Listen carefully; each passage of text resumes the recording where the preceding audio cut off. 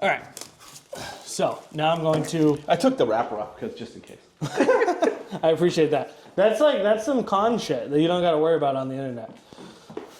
Because at cons you probably can't, right? What? Like you couldn't have a picture of someone you work with fucking holding a Pepsi, right? Or does it matter? Do you got to take the labels off stuff? No. Well, I don't fucking know. No, that's a good point though. You're the expert. Oh shit! All right, here we go. So, what is going on, everybody? Today is a big day. Here you go. Take it. Today is a big day for the Nick Sands Present podcast because today I am sitting down with the one and only Brett Parker, world famous, world traveler, jet setter, money maker, just absolute, living deep in the Manchester lore, deep part of the Manchester lore. I like being part of lore. I think you guys, well, we'll get into the things that you've done. Okay. How you got into the point you're at. If anyone's watching, though, they know. This is like an addict returning to something that they shouldn't. Oh my God, I have not. This is probably the game I've played more than any game on the planet. This is the game I've played more than any game on the planet, and it's the game I've purchased. Oh yeah, definitely purchased. Oh, it's out for this? Oh. I have this on every system. I have it on every system.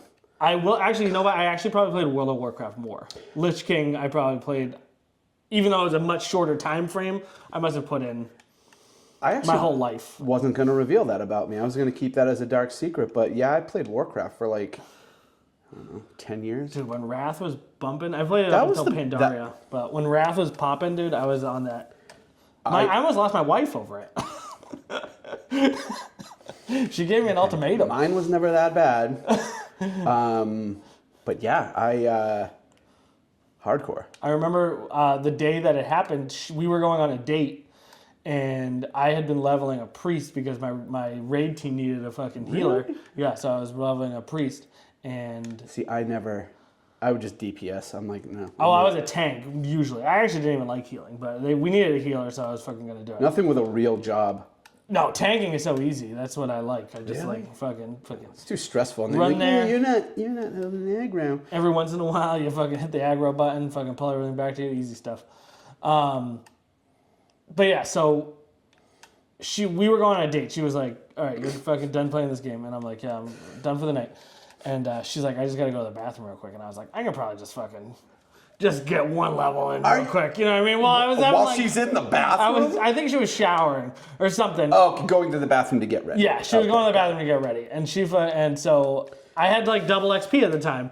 I think I had double XP for like 50 more minutes. Rested XP. I had rested XP for a little bit longer. So fucking, I was like, well, I can just fucking bang this out real quick, you know? And then she was like, "Can you do this for me?" I was like, "Hold on, just one second. And she was like, "Are you fucking back playing that game?" And I was like, "No." And she's like, "Seriously, I can't fucking do this anymore. You play this game fucking more than you do anything else. You ditch out of work to fucking come home and play this video game." She's like, you need to like either get this under control or this isn't like something I'm going to be doing. We weren't married at the time. We were just dating. All right, well, hey. She was like, "I'm not interested in fucking dating someone who can't control themselves around video games." And you did it. And I did it. Well, kind of. With her assistance. With her assistance. Yeah. So we had, there was some rules in place. Like I was only allowed to, I shouldn't say allowed. I agreed that I would only raid on certain nights and fucking at certain amount of time and stuff, you know, so. Yeah, because raiding is, I never went that hardcore. Raiding the 40 mans and all that nonsense. That's like a full-time job. Yeah, dude, I was a tank, so it was a little easier to get in, but I had to fill out a form to be considered for my raid team. Dude, that's a red flag. Yeah, no, it was pretty. I was pretty serious into it. So. Shout out to your wife. She did the right thing. She is the best. She's a great woman. But enough about my wife. My wife. Little throwback there. What is it? Our generation just can't hear the term "my wife" without switching into the Borat voice. Did you just say Did you just compliment me by saying I'm? Well, how old are you? You're not that much older than me, are you? I'm 50. Are you? 50. Oh fuck, dude! I'm not 51. Even 40. I'm 51. I thought we were closer in age. I almost forgot my age. Yeah, I know. What are you? 37. I'm just a young boy. Oh, God. I don't even know. Are we even allowed to be I in the should have same had room? like little snacks and sippy cups out for you, you little child. Yeah, no, I'm living the blessed. But to be fair, I look like I'm 51-year-old 50. playing Skyrim. I look like I'm What? 50. You look much younger than me. No, my beard is 80. Yeah, but it looks cool as hell. Thank you, I appreciate very Odin-esque. So anyway, for anyone who doesn't know, Brett is like one of the owners, the founding members of the 3 people who own Double Midnight Comics. Did I get that right? You did. So I Since met Brett. 2002. That's crazy. I met Brett when I was going to buy way too many comic books every week. You're all mechanicked up. Yeah, from my family's body shop, I would take my lunches and go buy comic books to read on my lunch. And that's how I met Brett. And we developed a friendship over, the course of several years. I many actually years. have a very, very specific memory of you. Oh, do you? And I actually tell this story. Okay. Oh, shit. Am I allowed to say you're the good. shit Yeah, word? you can say no swearing. Okay. No swearing, but you can say shit. Thank God. That's the one that gets the pass. If I said the rat, Oh, okay. you just found a rat Found in a cage. 2 rats in Was a it cage. 2 rats Yeah, in a cage? And you're telling me, someone just left a rat on your work's property. Yeah. And I was like, oh, what did you do? It's like, I have a pet. I have pets now. And I was like, excuse me? And you just were like, well, yeah, I have to take care of them now. Yeah. And I thought that was like one of the sweetest goddamn things ever. So the story around that is I had just come to work one day and there was like a cage on the side of the road. I was like, what is that? Go over. There's 2 rats in this cage. And I was like, fuck. I was like, all right, well, I'm going to have to take them to the fucking animal shelter. Bring them to the animal shelter, drop them off. And I'm like, all right, like, and then I'm You've like, done your thing. I felt so guilty about having abandoned them again that I had to go and get them.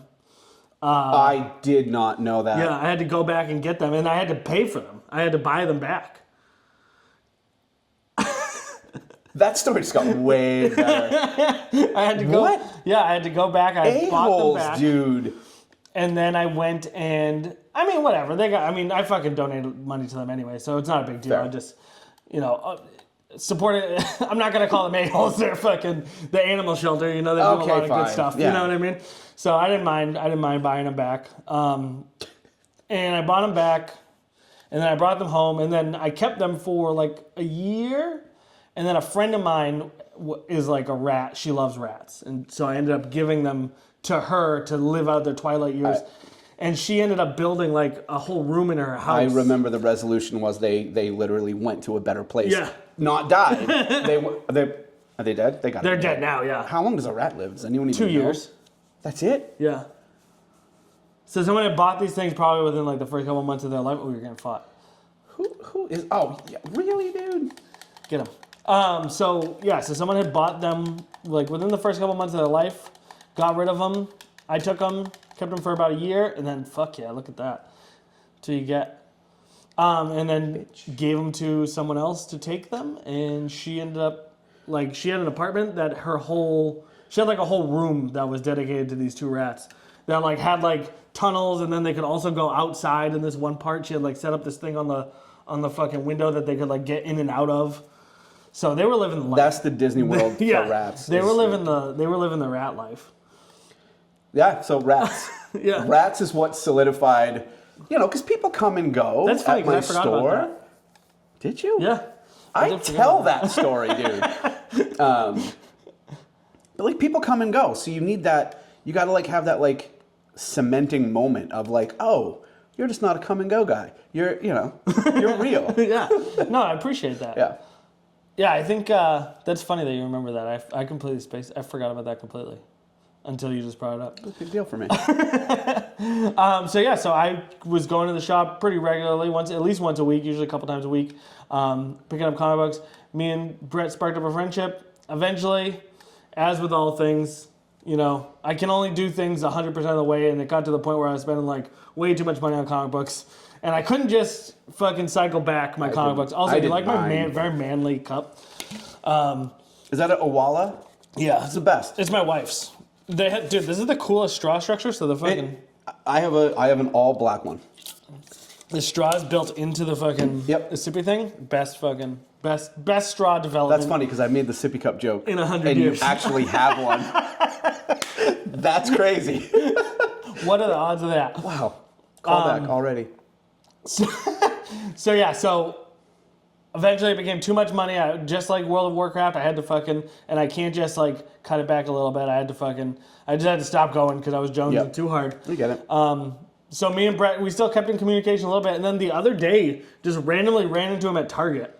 And he's like, well, we had talked a little bit because we would randomly message each other. Yeah, like, we would message each other. In time. One time I had posted something about like Rufio for president. And Brett actually knows Rufio. So Dante Basco, and sent him the message so that fucking, which is just fulfilling a childhood like, the fact that Rufio knows who I am is basically... And he's the greatest guy on the planet. My planet. life doesn't get much better than that, let me tell you. In fact, maybe some people who are watching this have met him because we brought him to our cons before. Oh, did you? Yeah.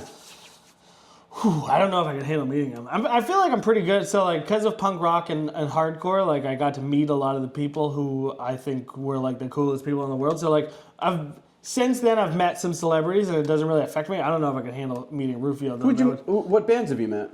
I mean, all my favorite bands, even though they're not, like, I met Blood for Blood, I met Madball, I met all my favorite bands. You know, and they're not huge in the world, but they're huge to me. Yeah. So, like, to me, that was a big deal. And so, like, now when I met B.B. King. We hung out for like 2 hours one time.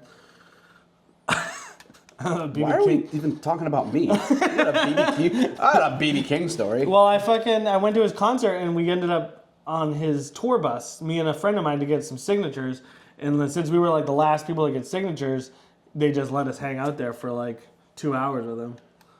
And yeah, so I got to hang out with B.B. King for like 2 hours one time. That was cool. 2 hours is a long time. Yeah, he was cool as shit too. He was like he was as cool as you would want like the greatest jazz guitarist of all time to be. Like he was like, all right, dude. I was like, this dude definitely fucks. This dude like 100% has of course no problem getting girls, even though he's fucking 80 years old. This dude's banging fucking hot chicks all over the place. I could guarantee it. He was with a pimp. B.B. King. There was a pimp on his bus. Or, well, I don't know if he was a pimp. I might be stereotyping, but this dude looked like... And you picture a pimp in your head. I will turn this interview around. It'll just be me talking to you. If you picture a pimp in your head, dude was definitely a pimp. I'm doing it. I got it. No. Well, this is all about you. So then, now Brett has the coolest job in the world, and he fucking travels around to Comic-Cons with... all your childhood, all of my childhood fucking heroes. Yeah. And that's what you do. They are some of the most amazing people I've ever met. So I work with a booking agency. So I handle, or my company handles bringing celebrities to Comic-Cons all over the world. Let me get you somewhere. Yeah, get me somewhere. Let me get you somewhere. So you... Take a drink. So you go... Continue on that thread, sorry. So because we started the Comic-Con, so we started a Comic-Con right after we opened the store. And it was a one-day, Sunday, comic-only Comic-Con. Do I look there? Where do I look? What do you mean? Does it matter? Doesn't matter. All right, I don't know what to do. That's why I set it up awkward. right here. You just watch the screen. That's why I try to make it so that the just pretend the camera's not even there. Okay. You're talking to me. Because I keep going camera a little bit, and I know that that's not good. No, it doesn't matter. Okay. It really doesn't matter. So eventually we kind of wanted to expand it. So we went to a 2-day show with celebrity guests, and we used celebrity talent booking. Great name because it just tells you exactly what it does. And it turns out it was like run by one man. Really? And while he did a phenomenal job, he could have definitely used some help just for his own sanity. So he brought me on, and that's kind of actually been a detriment to his sanity. So gotcha. Joke's on you. Yeah. So who runs it? If you don't mind me his asking. name is Jeff Zanini. And yeah, he's been doing it a long time. 20 years. So you just happened to, so you had a Comic-Con, you tried to bring in somebody, and then they were like, hey, you want a job? Well, it was interesting because Pat Covey, he actually met this guy because Pat would go to more cons than I wouldn't go to cons. Pat would go to all the cons. And he met this guy, and he's like, oh yeah, he can get Jim Cummings and Rob Paulson and Jess Harnell and he, I'm like, okay, what is that entire, and he's like, oh, he lives in North Andover. I'm like, okay. Did you get scammed? So Are you getting scammed? And he just knows these icons. You're like, don't suck his dick. That was never. You're like, don't go there by yourself. And it was like, oh yeah, he can book these people for events, and I go, well, obviously it's going to be thousands and thousands and thousands of tens of thousands of dollars, right? And then I learned about the guarantee, which is like they have a set amount that they come for, and if they don't make that amount selling autographs, the Comic-Con has to pony up the rest. Gotcha. And I was like, so we could potentially get them for nothing if they make all their money at the table? Yes. I'm like, that's a scam. I don't like that. Right. No, turns out it's awesome. Turns out it works. Live my life by that. Like that's exactly how it is. And they all did phenomenally.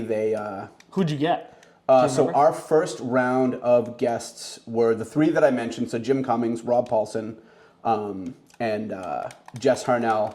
And then we had Richard Horvitz and Quentin Flynn. Who are they?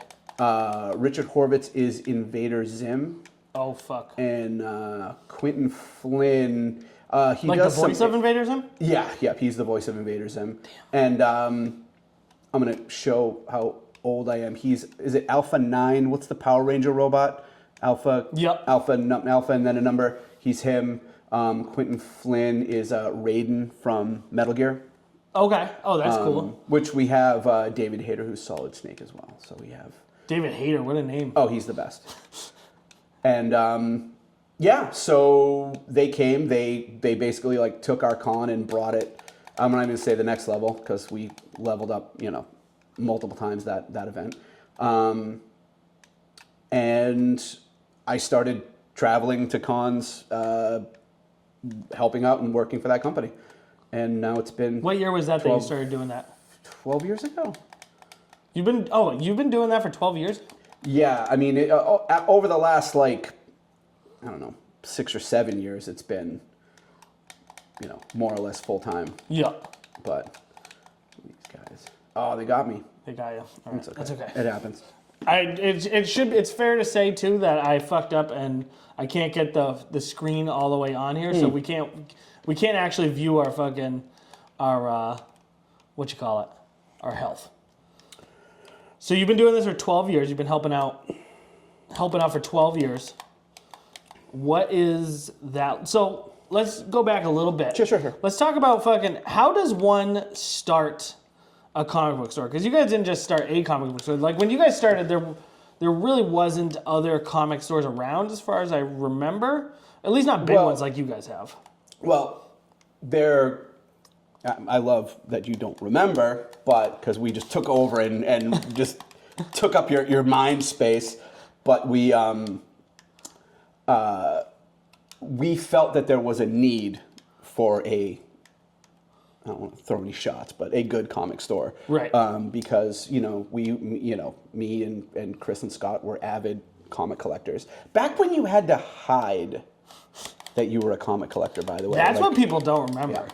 Is that all this stuff's cool now, dude. You know how many... I was thinking about the other day, I was super into fantasy books when I was a kid. Oh, really? Yeah, like real into it. Like Dragonlance was my shit. So and I can remember people stealing my books and throwing them in the toilet. And then I can remember That's like 80s movie. Dude, I can remember that same person many years later excited about the last season of Game of Thrones, and I was like, you fucking piece of shit. Wow. Wow. Yeah. Game of Thrones. So it was not cool. Based on a book that they would have thrown in the goddamn toilet. It was not cool for a long time. No. But yeah, so continue. So we've always been, comic fans, and we knew that there was a definite need in the area because we were shopping at less than ideal. You know what would be stores. interesting is give like because I remember this too. What was like the regular, like what was it like to go into one of these stores and have like a 47-year-old man sitting behind the counter who hadn't showered in 6 years and just like judging your purchases, like, oh, you read X-Men, So yeah, what was that like? Like what was the sort of the general? Okay, so it was always like, because we would travel to other, Chris and I would hop in the car and we would, check out another store. And it was always that, like, we're rolling the dice. Every so often we'd walk in well lit, didn't smell, like, great selection, and it was like, okay, this is how it should be. But then there are others that were just like, everything that you said, everything that's in your mind of like, the smell, the judgment, everything like that. And it's not a place that you'd want to linger. you're going to poke through the back issues and pull out your checklist and okay, let's check it out. And I don't know, were they set up like that or was it just like, that was just kind of the people that were drawn to? It was, there is kind of that like basic template where it's like, you have the back issues, you have the long boxes that you look through. You have the new release wall, you have the Holy Grail books that are up on the, up behind the counter on a shelf or, up on the wall books. So, you kind of hit all of those places. You maybe hit the new release in case you missed something that week. So over time, we're just like, well, I really liked how that store did this, or I really hated that store. Like, you don't do that. And what we did was we actually asked the advice of Scott Davis, who owned basically a store that inspired us. It was Storytellers in Goffstown, and he kind of was our Yoda to keep the theme of the show, and helped us a lot. And in the ultimate, part one of a very cool moment is when he became a regular at the store. And just recently, because he's got an unending love of comics, he actually works part-time. And this guy is a human supercomputer about comics. I think I know a thing or two, and then I'm in the room with him, and I'm just like, he just knows so much, and he loves it. The love is still there. So it's That's like kind this of a cool, cool it's a full cool circle little moment. Full circle moment, yeah.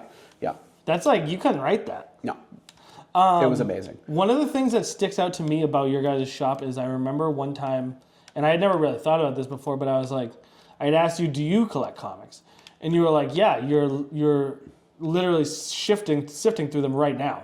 Like, my comics are the things that, like, and I'm sure Chris and it's a different, like, yes, like those are my comics, but the comics that were actually my comics are long gone because we all put in our collections for the back issues, but we made the hard decision, some we're gonna keep.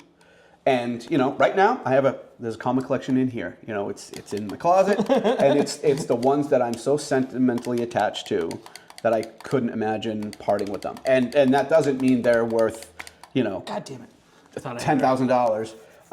It just means that this dungeon might be too hard. So yeah, so I do have a collection. I don't actively collect anymore. Owning a store can put a hurting on it because it's like I'd rather make somebody else happy, right? So yeah. And did you, when you were, because you don't really go into the store as often anymore, when you were, I'm gonna fucking kill this guy. Yeah. You're just gonna kill some dude? Yeah. Okay. Nope. Apparently I'm gonna get killed. Oh no, I did it. fuck you. You never know if the slow motion action is your death or a cool kill. So you don't really work in the store anymore. But I mean, I'm forever working for the store, at the store. Right, You know, it's right. like, it's just, it'll always be. But you're not like behind the counter. But I'm bringing not. up. And the thing is, like, if I was around and it's like, oh my God, everyone's called out sick, you know, I would have no problem. Right. You know. I'd be slightly rusty. I do like going in and, you know, you just see the regulars are like, it's like weird moments. Like you walk in and you see some, you know, grown adult with a beard, and it's like you look at the face and it's like, you used to come here when you were 10, right? Oh yeah. Because it's like you kind of never forget, you know, the people that, you know, supported you. Well, because it's not just comic book stores are weird because they're not just like they're not just a store. It's like a whole thing. It's whole like thing. where your friends are. It's a whole thing. It's where you hang out. It's where you go on fucking Wednesday to play Dungeons and Dragons with your homies. Because you guys had like a full game room. Yep. You guys had. We actually have 2 full game rooms, like 2 full. I haven't been. I haven't actually been to the new store. I've only been to the old store. Oh, you got to go to the new store. I know. I'm a piece of shit. It's actually. I'm pretty sure it's in my old boxing gym. Like I'm pretty sure it's where Murphy's used to be when I first started going to Murphy's a long time ago. It's in the Mills, right? It's called the Factory on Elm. Okay. No, I'm sorry, the Factory on Willow. Sorry. Okay. Not South Willow. Willow. It's on Willow Street. It's right up past the prison or the jail. I don't know. Well, that's right. Jail. So you guys haven't moved that far. No, it was a relatively short distance. When did you guys move? 2016? Almost exactly 2 years ago. Oh, was it that short ago? Yep. Time is weird when you get old, Yep. isn't it? It's like 2 years and a month. Here you go. You're Yep. getting shot at. Look at that. Look at the graphics. I know. So, I mean, I feel like they've held up, you know? I mean, this game really is like, it's just like one of those games you can play forever. Oh, and I feel like every time I play, I've played this probably 1,000 hours. And I did all the DLCs Yeah. and the Dawn Guards and the home, what is it, home health? Home, There's Hearth something. There's a Hearthstone. home builder. No, that's fucking. Hearth home, yeah. I don't remember what. Yeah, I don't remember what it's called. Hearthstone? No, is it Hearthstone? Maybe It's it is Hearth Hearthstone. home, I think. No, Homestead. I think it's Homestead. It's something. But anyways, yeah. So I've done all the DLCs. I've probably played 1,000 hours of this fucking game. Across. I mean, I have it on my Switch. Yeah, like I was saying, I bought it. I think I bought it on 3 different ways to play it, 3 or 4. I play. Yeah, this is one of those games that you can keep going back to. Which is, I was glad you chose it because it's a fun game to always come and hit. What did you just level? I think someone's shooting you. I just vibrated. Someone's shooting you with an arrow up there in that castle. Who dis? So why did you start the shop? Like what was the onus to start it? We truly felt that there was a need. There was a kind of a gap in the, you know, the good comic store. We would. Oh, I forgot to do I love that you were like, you know what would make a comic strip better? Light. Hey Let's guys, paint the wall. Let's shower. I mean, we already do, so. So we're already one step ahead. And we knew, you know, it's the old adage, you know, treat people the way you want to be treated. It's like, hey, let's make everyone feel welcome. What? Crazy, so I know. weird. You guys are disruptors. Yep. You guys disrupted the industry by making And everybody I'm not feel naming welcome. any names. I'm not calling anybody out. But you guys did it. they know who they are. They know. I know who they are. You know who they are. And then so you guys started the store. That was there ever a time when you were like, maybe this was a mistake? You know what? It's funny. There was a couple of times where we were like, not like it was a mistake, but it was like, oh, this timing might have been a little bit off. Like, because, you know, when we opened in 2002, and then there was like, you know, the recession, you know, like a couple years later. But like everybody still, because like the world was sucking, people wanted their cheap, you know, ways to forget about it. So they'll come and they'll buy their comics and graphic novels and Dude, there's whatever. no better time for fucking escapism than when everything is going to shit. And then we're like, oh man, COVID. Yeah, no one's gonna. The world is shutting down. No one's gonna. And then it was like people would, you know, we started doing what is it? Drive up service where they would just like call and the touchless comic service, and then I don't know. It just between the move and everything, it was like everything just started to pick up. Like even like Pokemon went crazy, Dungeons and Dragons went crazy, Magic the Gathering went like these things just like blew up even more than they did. I mean, because we are we're a comic store. But we have many other things as well, and that's good because you can't be like a one item that we couldn't just be comics only, right? Because we've seen stores do that, and well, also you guys had varying interests too. Yeah, yep. It's not like this was like no. You wanted to be a part of all that because you guys were huge, and you guys had a big Magic the Gathering. Oh, huge group. Still huge. We had this guy. Oh my God, what was his name? Matt Knapp. You may have heard of him. He was awesome. Yeah. Yeah. And Alex LaChance. Alex LaChance, and it's like all these guys have friends like of the shop. Friends of the shop, friends in my life. They're just great people. I just ran into Matt. See, I want to say I just ran into him, but I'm not sure when it was. He was outside Ben and Jerry's. I was walking to pick up takeout at Margaritas, and I saw him. Always good to catch up with him. Yeah, so I watched. I'm a fan of yours. Well, I appreciate that. First of all, that means a lot to me. I like food stuff. Well, I like food, period. But I like food related. So I've watched most of your stuff. I really like the man, when you did every heat level of Dave's. Yeah. Like, first of all, we love Dave. They came on, Dave's Hot Chicken. They came on and sponsored GraniteCon this year. Oh, really? Yeah. So they provided hell yeah. all the chicken that anyone could dream about, and it was so good. And let me just say, just because it's called hot chicken, you don't have to get it hot. You did. I did them all. But what was funny, I wouldn't get it not hot either. I like the mild. That's the mild is perfect. But I just thought it was so funny that you kept having to like change. Like, okay, no, I'm just gonna, I have to eat this entire. No, I don't. I'm gonna tone it down. But like, just like, I don't know. I really felt your discomfort and your pain. Well, that's good. I like so that. That's what I like to hear. And you were like by the lake, and you were just a human misery. Yeah, I'm like, I get it. One of the things that I try to, people always comment on is that I like to do it in weird public spots because my house is like very boring.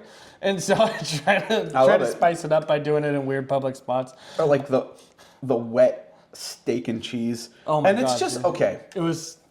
Why was it so wet? Why was it so wet? But why do we say steak and cheese and not cheesesteak? It's cheesesteak. It's a different thing. Cheesesteak is a Philadelphia thing. Right. But once you're not using easy cheese, once you're not using easy cheese, it's not always easy cheese. Not easy cheese, but you know what I'm saying. When you're not using cheese sauce. Or like a steak bomb. Oh, steak bomb is... Well... This is my hang up with the steak bomb is that steak bomb's only a steak bomb if it has salami in it. Yeah. The fact that you can buy a steak bomb and it's just peppers, onion, mushrooms, no salami should be a crime. Yeah. You got to have that extra meat source. That should be fraud. Yeah. That should be fraud in my opinion. You should go to jail for that. But it was wet. It was so wet. I don't know what they were doing. I'm pretty sure what happened is there was I went during lunch rush and they were making 3 of them. And I'm pretty sure that just for whatever reason, that scoop they grabbed of mine got 3 sandwiches worth of liquid. But it was very, very wet. I haven't been back. It was just too wet. I'm too afraid that that's just what it is. Like a steak and cheese from But dude, best $6, I don't give a fuck. Best $6 I've ever had. The price. It's hard it's impossible to beat that price. I would definitely go again because I'm cheap. So best $6 I've ever had. Can't deny that. I like that. I feel like I've gone to places, spent more money, and gotten the sub just as wet. So I'd rather just not spend that much, not spend as much money as I would have. You know what I mean? I would have spent $8 on that sub. I think up to $8. 6 is your breaking point. $8 I would have spent. If it was $8, I still would have bought it. But I mean, what food item is even $8 anymore? What food item is $6? I feel like they have... Everything is so fun. They're just doing that just to get you through the door. Yeah. Someone mentioned that what they do is, I guess, is when the meat is older and it's about to expire, they use it but you know what I mean? Wanna know that? Fuck, I'm dude, just for $6, roaming around. I'll eat a $6 sub all day. Can I get a preview? What's your next food item? That you My next food item, I don't know. Why don't you tell me what you want to see? Do you have an idea? I have two ideas. One I'm gonna hold. Okay. But there is. I do smell the weed smell. Yeah, these You were telling me freaking about. neighbors. When I came in here, Brett was like, just so you Freaking know, I don't assholes. smoke weed, but occasionally it just smells like weed in here because for some reason through his I have fucking. this super powerful candle right here, but like I keep like I'm that guy. I'm calling like the landlord. I'm like, hey, I'm only here 2 days a week. yeah, I shouldn't have to suffer. Frank, come on, Frank. Is that his name? His name is Frank. Come on, Frank. What a fucking is that's not a stereotype right there. A landlord named Frank who has to deal with weed complaints. He's the That's greatest. Frank's the greatest. But yeah, so what do you want me to do next? What do you want next? So there is a place that just opened called World Market Okay. in Bedford. Okay. And it has like the whole back is like a grocery store from all over the world. All right. You should do a bunch of like. You've done like weird snacks? Well, you've done weird combos. Done weird combos. I've eaten a lot of shit. You have. Because I brought these today from Spain. Fucking spice party mix. My wife got me this box called Universal Yums. And every month they send you like a snack box from all over the world. That's a lovely gift. Yeah, she fucking killed me this year. I always brag because I'm a really good gift giver. And this year I fucked up and she fucking crushed it. So this is like the 1 year that I've done worse in gift giving than her. So she fucking hasn't let me live that down. I bought her like these. She likes getting massages. Who doesn't? So like I bought her these like things, and she's like her like feet will hurt at the end of the day. So like I bought her these fucking like boots that like inflate and they like squeeze your legs. What? But I thought it was gonna be really cool because like it's one of those things where I feel like you don't realize you need it until you start using it, and then you fucking. But she it broke almost immediately, and also it was such a pain in the ass to use that it was like not really worth it. I fucked up. All right, I fucked up. I should have. What about that? Like, there's like that liquid foot thing spa that like is like the viral thing that like everybody loves. I bought her one of those, but Okay. the problem is it's very messy. We have two young kids, and carpet everywhere in our house except for the bathroom. So she basically had to sit in the bath or the kitchen. So she would have to like sit. But we only have tall chairs in the kitchen. So she would have had to like sit in the bathroom to use the spa. So it just didn't work out. All right. It was another failed gift. All right, Jesus Christ, did she text you? What is going on? She texted you all. She's like, bring up the fact that he fucking That's the hasn't real emptied the reason trash. that you're here. It's an intervention for your gift giving. Bring up that he hasn't emptied the trash. Dude, 1 year I got her best gift of all time. I bought her a fucking a cooler that goes next to your bed. Oh, wow, okay. It's like a refrigerator because she loves cold drinks in the middle of the night. Dude, she fucking, when I first got it, she opened it up, she was like, what the fuck? And then, dude, within a week, she was like, you were right. This is the best gift. And it's still there to This this is the day, best right? gift. Well, it was cheap, so it fucking caught fire. But we've replaced it several times. It didn't catch fire, it smoked a little bit. It wasn't like on fire. It was smoking. It was on its way to being on fire. For a while, it was a great gift. Yeah, it was. It was the best gift. Dude, let me tell you, guys. There's two things all women want, and they don't want to tell you about it. It's fucking, they want a refrigerator next to their fucking bed so they can have cool drinks. They want a sword. If you fucking buy your wife one of those two things, you're fucking game over. Sword? Dude, sword for sure. Okay. Did you get her a sword yet? Everybody fucking wants a sword. I know I want a sword. A lot of people don't realize they want a sword until they have it. Fair. All right. If you buy someone a sword and you give it to them, guarantee you within a week, They're fucking somebody. casually walking around with it. Guaranteed. Because it's just a cool feeling. Sometimes it's just cool to walk around with a sword. I mean, it's the ultimate deterrent. Yeah. No one would try to rob you. No one would try to rob you. I mean, dude, Although they would just shoot you. you could just carry it around your house. I could. I don't know if they. I mean, maybe they'd shoot you, but they got to. I've got a knife on me right now. It's not a It's sword. from far away. You know what I mean? Like they would have to. Would you go across back? I mean, you just hold it. Oh, you just straight up just. Yeah, just walk around with it. So what about strap to your back, man? I mean, that's cool. Skyrim stuff. That's cool. But I'm saying, like, if you're just like at home and you have a sword handy, you're gonna carry it around, guaranteed. Within a week, dude, you fucking give your girl a sword, dude. Within a week, she's fucking carrying that thing around the house, guaranteed. I think that might cause a problem. No, If that was a gift spot that I used. It's a sword. I think it's again. They're gonna open and they're gonna be like, what? But then once they start carrying it around, you're like, all right. They're gonna know. You're gonna have found out that you really did kind of save the day on that one. I will. Give it a try. I will keep it in mind. Buy your girl a sword and then tell me what you think. Okay. Guaranteed. I got it. I will do it for you. Okay, so now that that's out of the way, back to the fucking comic book store. So you guys, you fucking hard turn back to the comic book store. What do you think? So, World Market. So you wanted me to go to World Market. Wow. Thank God for you, because I have no idea what we even talked about. World Market has tons of chips from Japan and and it's like it's got great chocolates. We're not sponsored by that, by the way. I'm just talking. Maybe they could be if you're watching this. But I will say, and I'm not affiliated with them at all. They've got an amazing rewards program because all you have to do is sign up. And every 10 seconds you get a text. I feel like they got to you. But these texts are all fucking coupons. And I didn't realize it, and I made a big purchase before Christmas. And they're like, oh, do you want to use coupons? And they scan my thing, and they're like, okay, slide. And I scanned a coupon. They're like, okay, oh, you have one more. And I move, boom, And I'm like, these all stack? So it's crazy, and you just get them. It's like, it's Wednesday. Here's 25%. It's so weird. But awesome, and it doesn't cost anything. I don't like World Market. I don't like rewards programs you got to pay for. Barnes and Noble. But when they pay you to come on my podcast and promote it, So anyway, get a bunch of snacks from World Market. Okay. Sign up for the thing, get all the coupons, and then in your life rebuy the ones you like and keep them in your house. So it's funny because I never really buy snacks for myself anymore because I'm like, well, I might as well, if I'm going to snack, I might as well just buy something weird so I can fucking make a video of it, So I like that. Or I'll be like, I did like that snack, but I should probably just snack on something else so that way I can get it. You know what the one snack I bought for myself the other day was peanut butter and jelly M&Ms? And I bought... Oh, okay. That's a nice little treat. I bought a second pack for the video. To make a video of, but I bought one pack just for me, and they're pretty good. Just for you? Yeah, because you gotta enjoy. I gotta remind myself that I gotta enjoy these things. Life. Doing the short form videos. That's like the number one thing people are like, dude, I wish you would bring those back.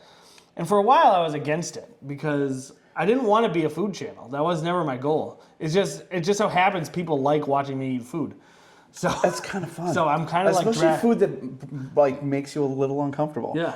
Dude, those pickles, I'll tell you what, pickles and peanut butter and onion, that was pretty good. Had no business. I've been thinking about it since, and I'm like, oh, maybe I will make it again. It was a lot of work. But I don't know, maybe I will make that thing again. It was pretty good. How long are these? How long are what? How long is this going to be? I feel like I'm taking up all your time being an idiot. We're here for 2 hours. Oh shit, okay. I do them for a long time. Okay, let's You're go. good. Good, all right. I'm here all day. So snacks.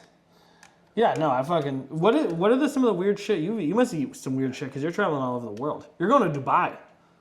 I'm going through Dubai. Am I allowed to say that? Yeah, okay. I'm going through, at the end of the month, I'm going Boston to Dubai to Bahrain for ComFest. The old Bahrain ComFest. The old Bahrain ComFest. World famous Bahrain ComFest. What is that? You must get all kinds of opportunity to eat cool food. I do. And I don't even remember, I'll just I'll try to eat whatever's local. Okay, so the last time I was in the Middle East, right before COVID, I did a con in Saudi Arabia. And I get there, and who's this turd? Oh, it's a thief? Oh, please. Fuck him up. And you have a shield, too, don't forget. I hate the shield. I feel like I'm giving up on life. There you go. And so I throw my stuff in the room. I travel for 12 hours to get there. There's a new rule: anytime there's a cinematic, you have to make a sound effect to match the attack. Oh shit! Okay, I can do that. Okay, go ahead. And so I went to the front desk. I threw my stuff in my room, and I'm like, "What's a good place to eat around here that I can walk to?" And she goes, "There's an Applebee's across the street." And I was like, well, She was like, okay, white guy. considering I don't eat at the Applebee's that's 8 minutes from where we're sitting right now, I'm going to pass. I said, well, what do you like? And she goes, oh, there's a great sushi place. I'm like, I don't want to have sushi in the desert. Like, that's weird to me. So I went out That's hard to phrase that correctly. walking, and it was very funny. There was a place around the corner from the hotel called Parker's in Saudi Arabia. A place called Parker's. That's fate, baby. Your whole life is just fate, huh? Wow, yeah. Jesus. Little fadey. You got a lot of fucking... And I, being a goofball, I sit down and I'm like, oh, Parker's my last name. I didn't even say, oh, do I get a discount? I just was like, oh, Parker's I just literally made a statement. Like, oh, that's funny. I'm all the way from, You would think that, like, I had done stand-up for my whole life. The person laughed. They told somebody else to come out and then verify is that really your last name? Like, they thought that was single-handedly their greatest experience. And I kind of love that. Ugh, there's my... There you go. Good job. So anyway, I ate at Parker's. I didn't eat at Applebee's. I didn't get sushi. What did you get at Parker's? And where was this? This is in Saudi Arabia. Okay, so you're in Saudi Arabia, Parker's, just, Place called Parker's. Common name. And it was right by a Burger King. Okay. But the Burger King had a completely different menu. I didn't go in. I did look at their menu. It had a completely different, no beef. Makes sense. Yep. And I should have gone in there. I do like to travel to. I do like to go to different fast food places in other countries just to see what's.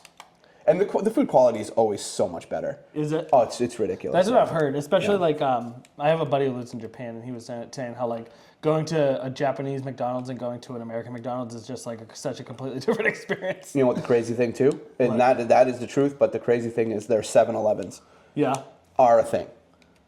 They're super high end. Some have 2 floors. The food you buy, there's seating areas. It's high quality food. So it's almost like an IKEA. It's kind of like the IKEA of food and snacks. That's the American export. Where is fucking IKEA from? Switzerland? Sweden. So they send us IKEA, but we send out 7-Eleven. I kind of like that. That's kind of cool. Swapsies. Yeah, that's like our ambassador. Our ambassador of the world is 7-Eleven. I mean, I can fuck with some gas station, some 7-Eleven hot dogs for sure. I've eaten my fair share of 7-Eleven hot dogs. You can probably tell by the fact that I'm sweating from just sitting here. You're like, oh, that guy definitely. When people see me, they think 2 things, and it's that guy is definitely eating gas station hot dogs, and you're telling me he's married. Those are the 2 thoughts that run through people's heads. I did not think of either one of those. Someone fucked him? Wow. I thought he looks like he takes good care of cats. No, they definitely nobody thinks that. What did I just do? What was that? I don't know. That was weird. Blue. You were enveloped by the blue light. I love it. So you went to Parker's in Saudi Arabia. What is it like getting to travel around the world like that? Did you ever expect? Yeah. Oh. You gotta give him a key. Wow. Did you ever expect this to come out of your life? No, it's very. Because if you had told a young Brett that they were going to be living this life. So my dad traveled for a living, and I was always like, "That's so cool." That's so cool to be able to do that, and it's kind of something I've always wanted to do, and full disclosure, I've been doing it for a long time. It's a lot. It's a lot, especially when you wake up and not sure where you are. Oh, that's what you did. You brought that down. Oh, okay. That's what you did. Gotcha. But yeah, I love it, and I get to travel with some of the greatest people I've ever met, and I do enjoy it, even though it is a lot. Like my flight this weekend will be Boston to Dubai, which is 12 hours. What do you do when you're on the plane for that long? Like when you're traveling as much as you do? Like that's when I really like binge shows, get into. So you're not working on these flights? No. Damn, dude. I feel like you unlocked something. You know what I mean? You've really unlocked something with the. I try to sleep on the flight. Although this flight is at 10 p.m., so I can actually sleep for. I can actually 12 hours of sleep, dude. In an airplane. I don't know. I can sleep seems like a tall order. a normal, my normal amount that I sleep, and then wake up and watch Severance. What's the weirdest thing that's ever happened to you on a plane? On a plane? Or just in the airport situation, like what's the weirdest thing you've ever seen or had happen? Let's see. On a plane. I'll go on a plane. So I've never seen like a moment where somebody does something and they're escorted off the plane. I've never seen that. Okay. 100 videos pop up every day of somebody being unruly on a plane. Never seen that. And I don't want anything. Hopefully that never happens. I was going to, honestly, this story took up the memory. I don't even remember where I was going, but it was a flight from Portugal to Boston. Portugal was my layover. I think it might have been, I don't even remember. It doesn't even matter. So Portugal to Boston. I'm going home. And a man screamed the entire flight. And about what? Just gibberish. But he was in the last seat. There was a person seated in front of him, turned around, kneeling and standing up, watching him. He was in the middle seat. There was a person in the window seat. There was a person next to him. They were all Interpol. They were all like agents. And then the person across from him sat with his knees in the aisle and watched him for the entire flight. And he screamed. To be fair, that's got to make it worse. It turns out because he's probably like, everybody's watching me, and now literally everybody is watching him. He was like a murderer being extradited. That's crazy. That is fucking crazy. Yeah. Haven't thought about that. Did you look it up? Did you look up what he had done? No, I charmed my way into having the flight attendant tell me. What's his name? You charmed your way? You're like, hey, baby. She wouldn't give me his name. She was like, I am a Colorado 6. And and this is the most attention any man has given me. And a lot of Colorado 6. It's a Philly 40.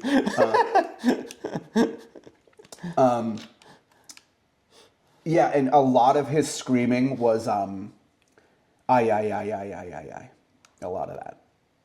So he was just like making noise. He was probably just trying to make those people's lives miserable. Mm-hmm. Good for him. I'm just surprised they didn't. Did you guys name muffle him in some? No. Well, they probably can't. Yeah. I mean, what are you gonna do? I feel like the more you actively try to stop him, the worse it gets. Yeah. You know. Yep. But it's funny because they were all like primed, like ready. Dude, fuck that. I wouldn't want to do that. Yeah. That's terrible. Yeah.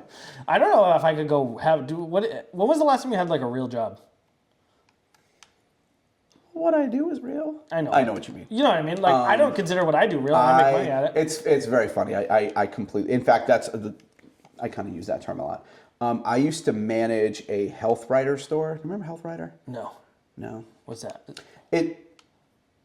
By all rights, it looks like an exercise bike, but it's got like tall handles and pedals, but not really like feet. Gotcha. Rests. I don't know. And you pull yourself up. Okay. Yes. I do remember that. So they make amazing like places to like hang laundry.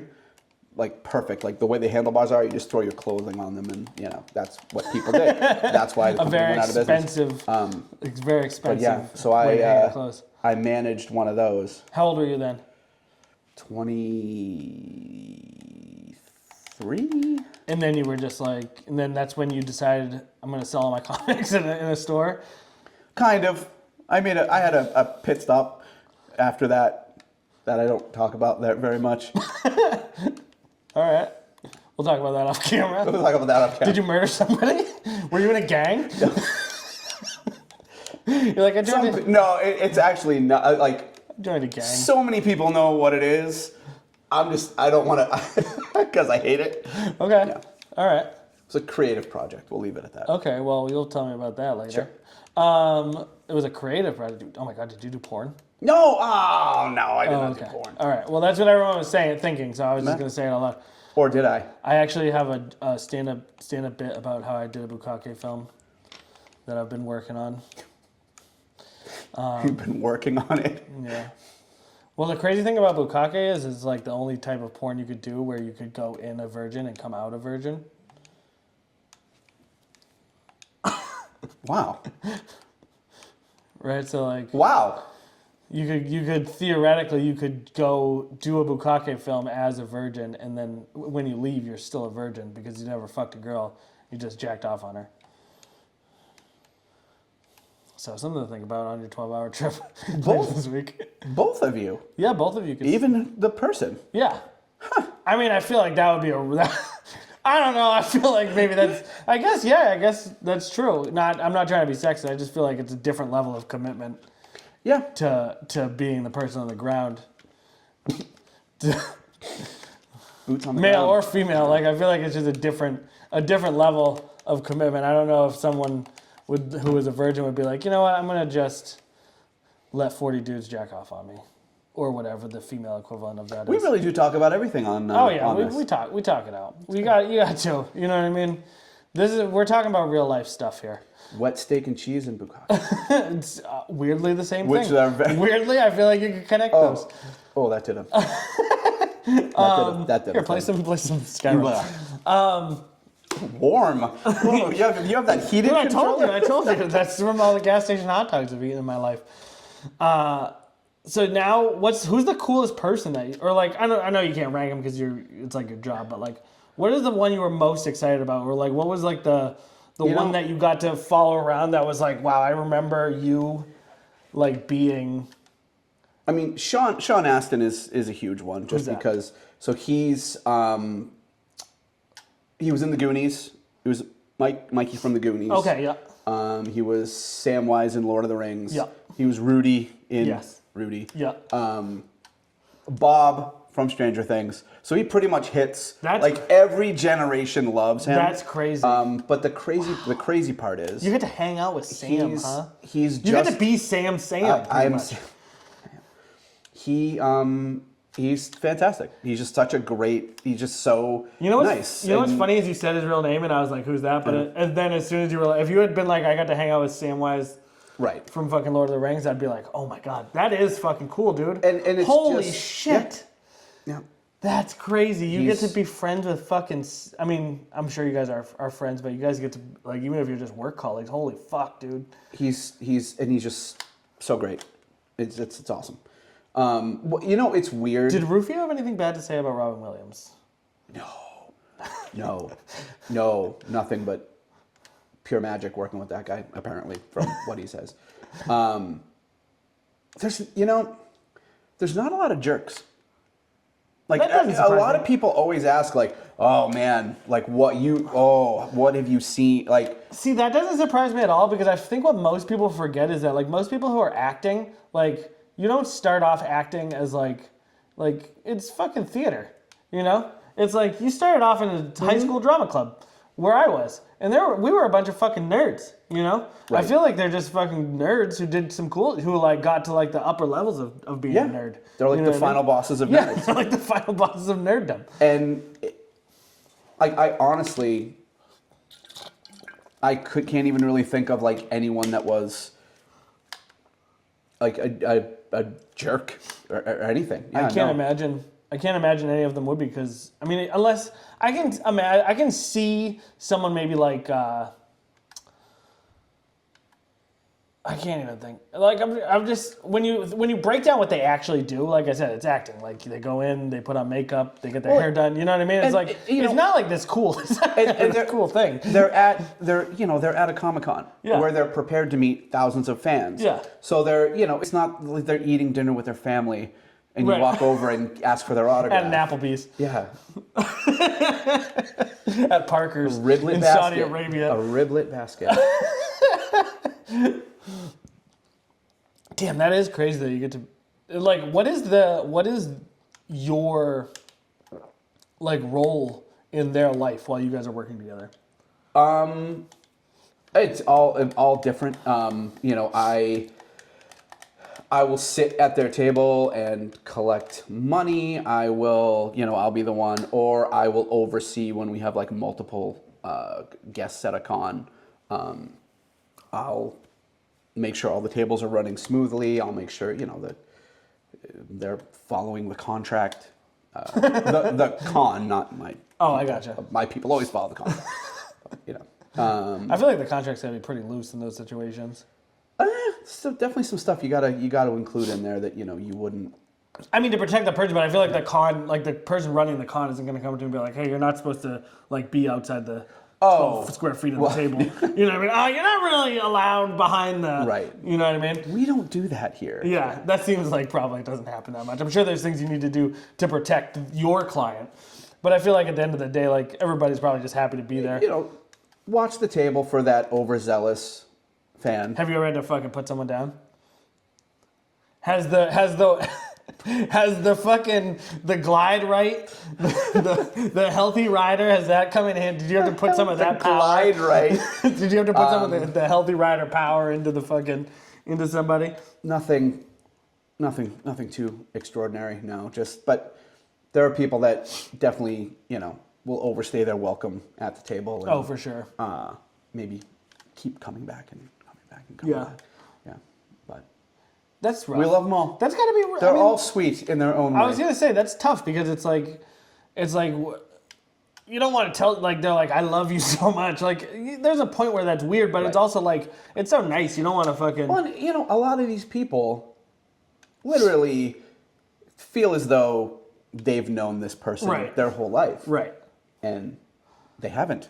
Well, one of the things I know, I heard someone, I want to say maybe it was Casey Neistat, but I may be wrong. And he's like, a lot of people want to come up to me and like tell me how I changed their life, which is really sweet and awesome. And I love that I was able to do that for them. But like when you extrapolate that to 700 people, now it's like you're giving up your whole day to hear this story that meant so much to them. And even though it's like, that's really awesome, it's hard to like really prioritize that in your day.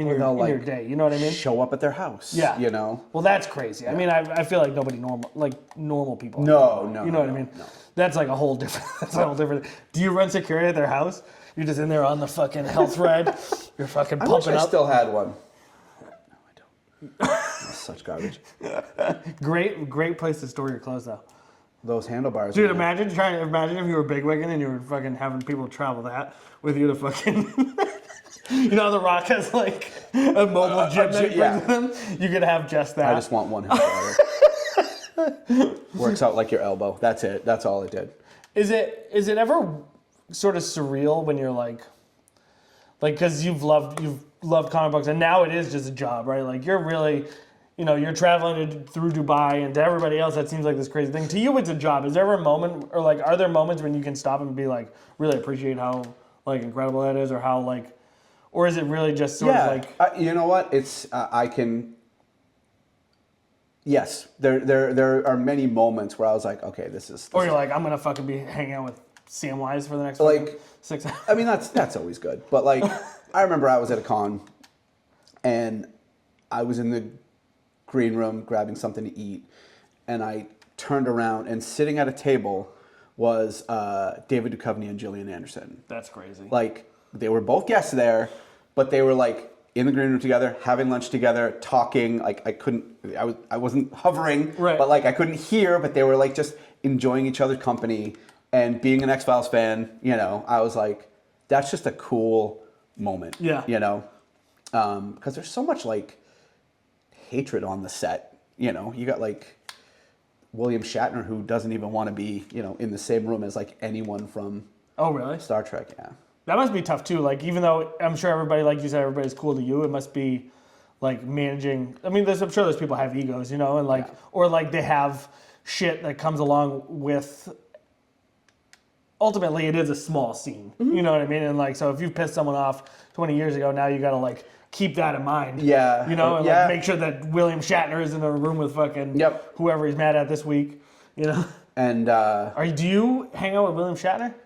I do not hang out with William Shatner. I have met William Shatner.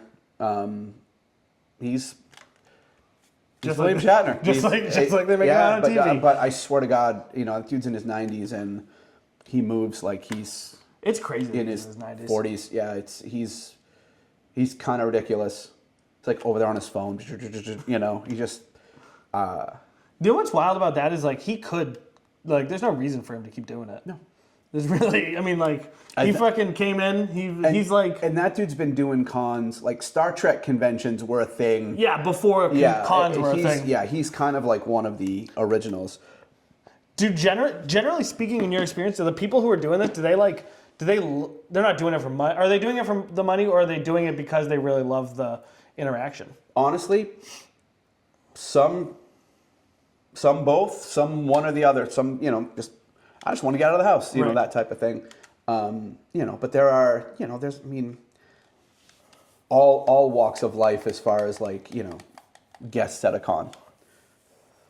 So, you know, you never know. Right. I just feel like, I mean, again, I keep coming back to Samwise because that's fucking, but like, I can't imagine like the royalties he must be pulling in. Like he probably doesn't need fucking to go out and do cons, you know what I mean? Like, is there... Yeah, that I don't know. Is it just the... I know he loves meeting his fans. Yeah. I mean, yeah. That's what I mean. It's got to be a fucking... No, there's he's like, going to hurt me. Yeah, I would run away. Maybe not. Maybe you can't. Fuck. Oh, maybe not. Oh. Sound effect. I have a couple of real interviews coming up in the next couple months. Not that you're not real, but I have a couple of... Not a real job, not serious. a real... Dude, what's your serious one? I don't have a real job. I'm meeting up with the special education administrators, New Hampshire special ed, to talk about like funding in the state. Kind of amazing. And then I have hopefully 2 school board in Derry where I have the school board letting, open them up and see what they're like. 2 school board people coming on. I know one is. The second one hasn't really given me a direct answer, yes or no, but I'm hoping that they still let me play video games. Who's your holy grail, like local, you know, who's your holy grail that's possible? I mean, I think anything's possible with the internet. You know what I mean? Who are you looking for? I mean, honestly, this is such a fucking stupid sounding answer, but like I feel like everybody's so interesting. Like realistically, everybody is such an interesting person. There's really no one who I'm like. I've done a lot of interviews I've had multiple podcasts, TV shows. You like them? Thumbs up? What would you give them out of 10? As of right now, 7. You gotta make sure you get there's corn and peanuts in there, so you gotta make sure you get both. So you're gonna know you ate these in a couple hours. Both. Those are pretty good. Yeah. This would be great. This would be perfect for like a fucking... Like, I think it'd be weird to eat them all the time, like just by themselves, but if you were like at It's a a bar... nice little, oh yeah. Oh, high-end bar. Yeah, high-end bar. High-end bar snack, yeah. Or like somewhere where, like right now, this is perfect. If we just had a giant bowl of this would be gone by the end. Mm. But yeah, there's really no one. I mean, I'd like to interview Dollar Bill. Probably be like the coolest local person. Is he around? Fitz Weatherby would be cool.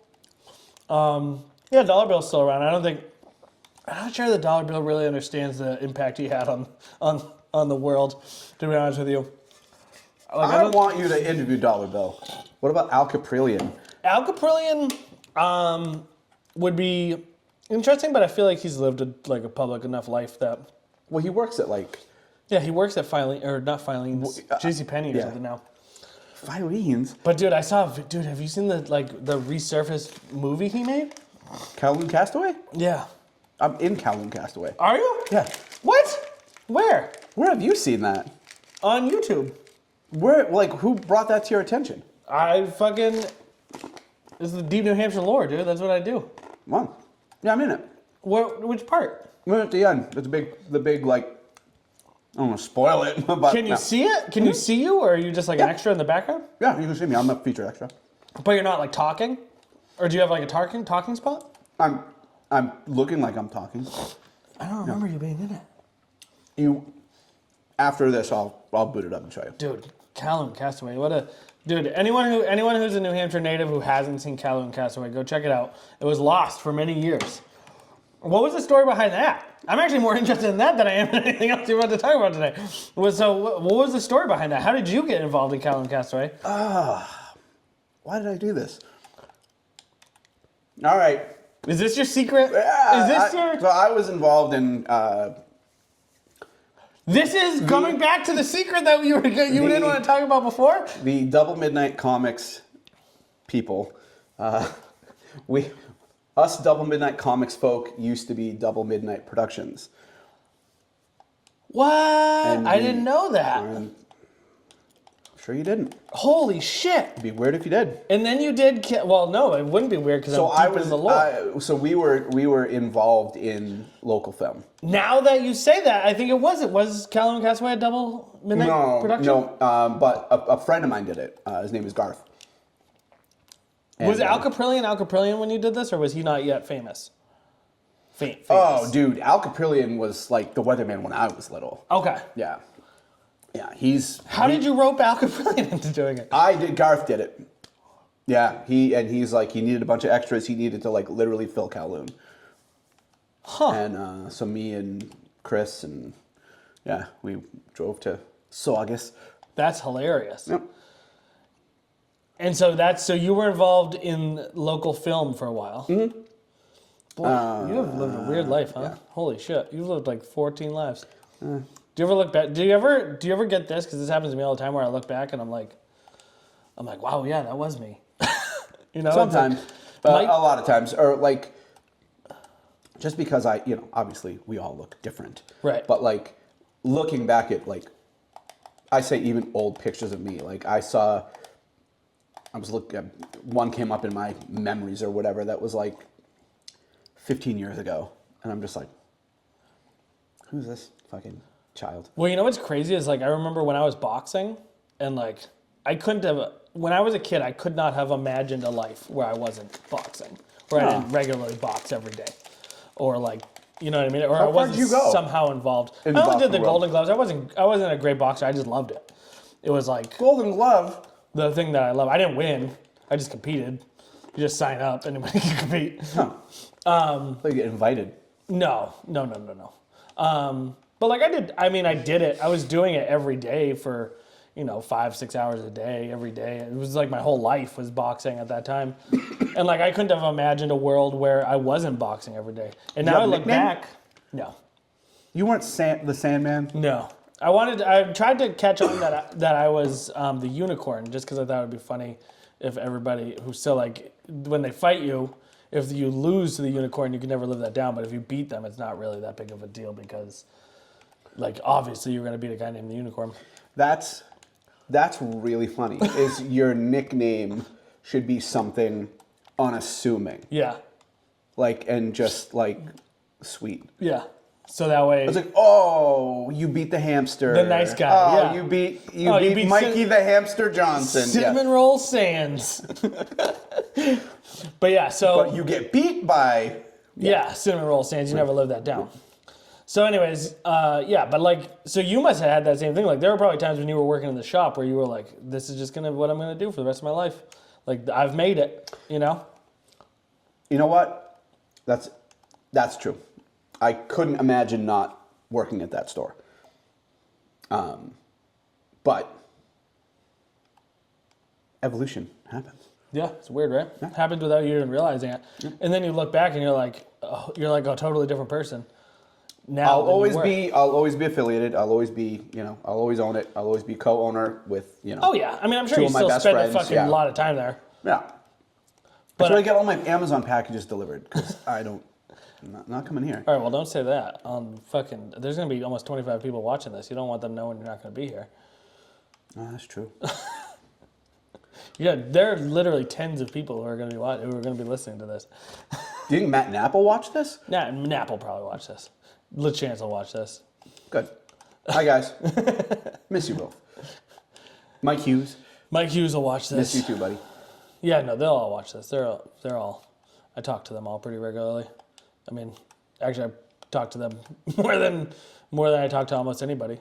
Those three people are like, and my wife and my kids are probably like the only people I talk to on like a pretty regular basis. Tight circle. Considering how much I talk, like on camera and how much camera work I do, I really don't spend much time. I work so much because like this is like what I love doing. You know, I think that what most people don't realize is like when I'm making these videos or I'm making videos for clients and stuff is like I also make probably like 20 videos a week that are just like my kids or fucking videos I just send to my friends. That's really nice. Or family. I like that. You know, like I'm gonna make making my mom something for Mother's Day.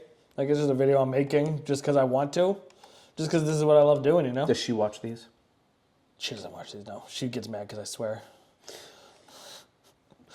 That's really funny. I told them I was doing. That's adorable. I told them I was doing stand up, and they were like, "Can we come watch it, or do you swear?" And I was like, "No, I swear." And they're like, "We don't want to see that." They can't bear. No, I talk about being in a Bukake film. I don't want them coming to my fucking... Where do you do stand-up? I do it at the Laugh Attic on Thursdays. I do, so basically I shoot the sets of everybody, and then I also, since I'm there anyways, I do the video. Or I'd go up and do it. So you're doing it this Thursday? Yeah. I just do it as like cross-training. Do you have your 9 to midnight routine ready? No, not really. I did like the same kind of thing for like 4 or 5 weeks in a row, so now I'm going to try something new this time around. You should come out. Do it. Where's the Laugh Attic? Right above, it's literally right there. Right above Strange Brew. Oh, it's at the Strange Brew? Yeah. That's 300 feet from... Yeah, you know where the, Okay. Do you know there's an upstairs at the Strange Brew? Nobody knows. No. Nope. Oh, no. Ooh. Still falling. What the fuck was that? That was fucking weird, dude. That was like you hit the fucking... That was weird. What was that? I don't know. I've never heard that before. I don't know if the mics picked it up, but someone just dropped something above us right as I hit the ground. That was really fucking weird. That really freaked me out. That was I was like, oh my God. That was crazy. What the fuck was that? Someone's up there having a party. I installed this new thing. It's the ultimate play experience. All falls hit the roof. So where's the craziest place you've traveled to now? Like what's the coolest place you've traveled? We asked you what the weirdest. What was the coolest experience you've had so far? I mean, I love Disney World, so I love going to Orlando, cons in Orlando or in the vicinity of. That's always fun. I love Salt Lake City, so Salt Lake City Comic Con. Do you love Salt Lake City? What do you love about Salt Lake City? That's a weird... I feel like I've never heard anybody say I love Salt Lake City. It's just such a... Dude, how pissed are the Mormons that polygamy is finally cool and they're still not cool though? What I think the Mormons are not gonna like is I just finished watching American Primeval about like life in the 1850s, which was basically like the apocalypse. Like there's raiders, there's like it almost like what you'd think a bad future is, but like the main villains were the Mormons. All backed up, like the stuff that they did, it was real. And I'm just like, wow, I can't believe that they're not like lining up to protest, probably because they are like, yeah, we did it, whatever. I mean, they live. Well, there was some weird history stuff with the Mormons. Oh, because they had like when Joseph Smith died, the next guy who came in was a real like Brigham Young. Yeah, he's the villain. Brigham Young. Yeah, was that the lion of the Lord? Oh, I don't know, but he's like pretty much the main villain of this TV series. What's the name of it? American Primeval. I'll check it out. 6 episodes. It's kind of like one giant... Dude, I've been watching. Have you seen the show Severance? I literally started to say Severance. Yeah, I'm going to watch the second... I need to finish the second episode of season 2. Dude, me too. What a great TV show. That is probably the most original show that I can think of. Probably the coolest show I've seen in, Yep. in decades. Since Hell on Wheels. I loved Hell on Wheels. It's my favorite Hell TV on show Wheels of all was time. good. I never kept up with it, but that was good. Dude, he was... I love Westerns. Oh my God, watch it, dude. Watch American Primeval. I will. It's But on yeah, Netflix. I've been watching Severance, and holy shit. What a fucking great TV show. Makes you really think. It really does. It fucking... Like, a lot of the stuff that they bring up, you're like, oh man, I never even thought of that, you know? You're like basically creating a second you Yeah, a second to be you. your indentured servant. Yeah, be a slave. Yep. That's Awful. It's pretty. It's an interesting. Yeah. Who thinks of this show? And Ben Stiller. came up with it. Yeah. What the fuck? Yeah. Did not expect that. I like how he hasn't shown up. I don't want him to, think because he that would will. just take you right out. It's like, I don't oh, think he Ben will. Stiller's going to be the. Because there's always like the board. They're always talking about like these You think unknown he's gonna be the figures. board? I hope not. I don't think so.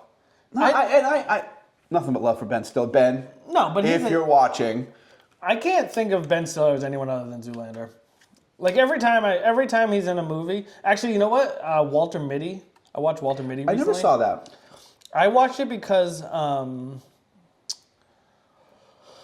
there's a part in it where he's skateboarding, and there's a famous skateboarder that does like the actual tricks in the background. I just think it was. I watched a thing about how. Is it Tony Hawk? No, it's not. It's why the fuck can I? I'm completely spacing on his name. He's the like modern He invented basically every trick that's ever been fucking done. Is it Bucky Lassick? No, it's not Bucky Lassick. I can't fucking think of his name. Why am I drawing a blank on his name? Is it Peralta or No, Powell? It's not. You're making this worse. Why can't I think of his name? I feel like I've forgotten my mom's name. Bam Margera. Oh, I just kicked him in the face. It's fucking Oh. Rodney Mullen. I don't know why I would've not fucking got that. spaced that. I don't know why I spaced on that. But anyways, Rodney Mullen was was Ben Stiller's Skate double? stuntman, yeah, for the skateboarding scene when he does like this thing in the background. And I watched how they did it, and then I was like, oh, I've never seen that movie. I should watch it. So I watched it, and Yeah. that was like the first. Was it good? I thought it was good. I thought it was I thought it was a nice story. I think that Ben Stiller's not a great actor personally. Like I like him when he was doing the comedies that he did, like Zoolander, but I never really thought he was like a great actor. I do think that he's a great producer and a great like writer, and I think he does the other parts of making Well, he's film crushing it at this. better. Yeah. So I've always felt that way though. Like I just think he does those things better. I don't really think he's that great of an actor. Like his roles stand out, I guess, but more so because they were well written and well done. Right. And stuff. Not so much that like he was such a great actor that it made those things possible. Like I Love Lucy, Lucille Ball. She did all kinds of fucking crazy production and writing and fucking all kinds of stuff. But like I only know her as Lucy because she did such an incredible job as that role. Yeah. I cannot. For Ben Stiller, I think I know more about his like writing and producing than I do about his actual like acting. I don't really think he's that great of an actor. No, but he's definitely showing his chops. Yeah, At Severance. yeah, no, for sure. And How about From? Terrible name, but do you Yeah. watch From? The No. show From? No, Really good. what's that about? I don't have a lot of time to watch TV. I'm only watching this because my buddy Andre recommended it to me, and he has good taste, so I watched it. From is people trapped in a town, and you take the road out of town, and you're all of a sudden. So Truman Show-esque. Well, yeah, but super, obviously supernatural. And then at night, these things come out of the woods that, for a little while look like people, and then they turn all monstery. So you have to like get in at night, and you need these special totems on your door to protect yourself. Dude, how crazy is that? All this good. shit is like basically like none of these all these. What was the first time you remember a TV show like this? Because I have a very clear memory of watching Lost when I was a kid, and like there was like a TV before Lost and a TV after Lost. But you're older than me, so maybe you're like way older and more wise than me. Lost took things in a different. Did that change the game really? Because kinda that's kind of did, how yeah. I remember it happening. I just don't remember. It was if like that's the actually first how it show was. that you really had to like. I mean, like, maybe Twin Peaks. Was Twin Peaks before Lost? Yeah. I don't remember when Twin Peaks came out. Twin Peaks was very, very, very ahead of its time. It really was. R.I.P. R.I.P. But yeah, Lost, I remember TV very distinctly, but like before and Yep. after Lost. Because the Lost was really like the first time that it felt like an HBO show, not on HBO. And you just like had no idea what was going on, but were there for the ride and had to watch like every corner of the screen. So From, the lead fucking killed by this actor is Harold Perrineau, who was Michael in Lost. Okay. Michael and Walt, the father-son. Yeah.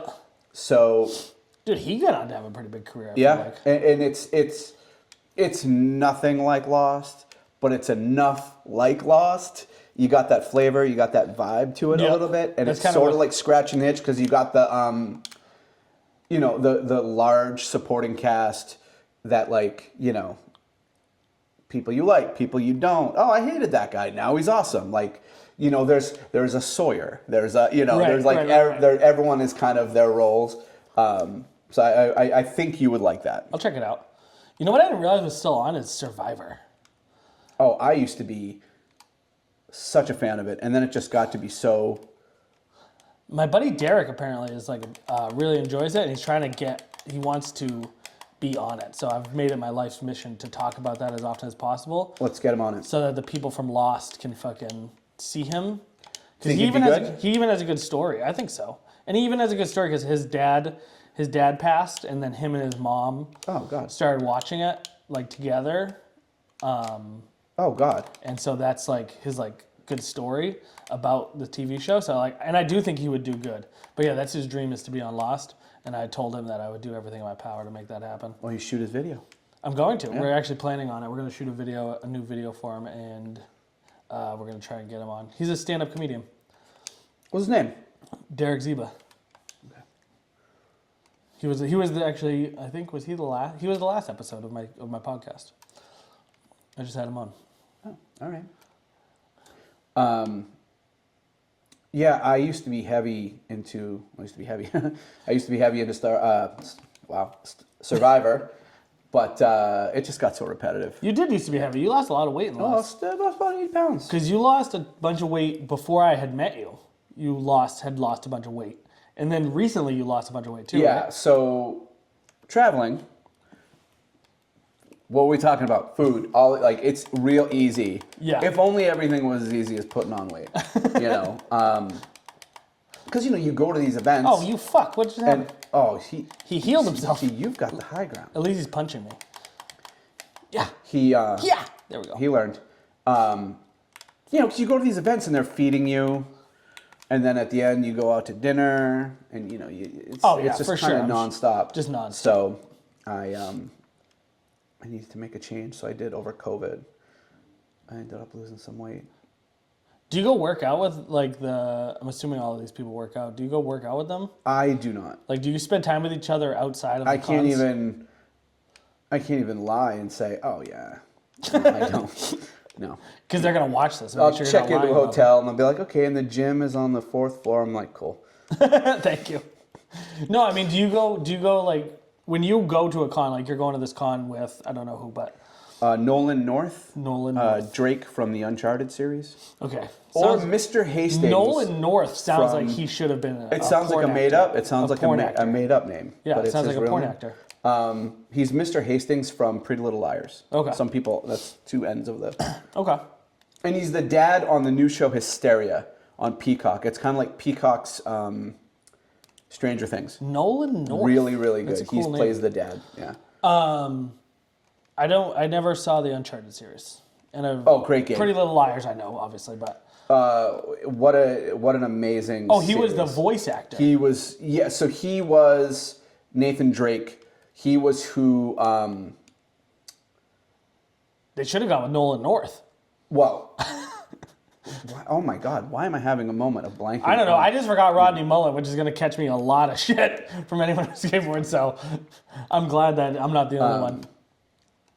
Anyway, yeah. So he was the voice. He wasn't even the voice. He was like the full motion Mocap capture. and everything. Yeah. For Nathan Drake in the Uncharted movies. We actually just had him at GraniteCon this past one. So are you guys, like, what is the typical day like for you on a con? Like, are you guys attached at the hip? Are you guys like just together at the con? You meet in the lobby.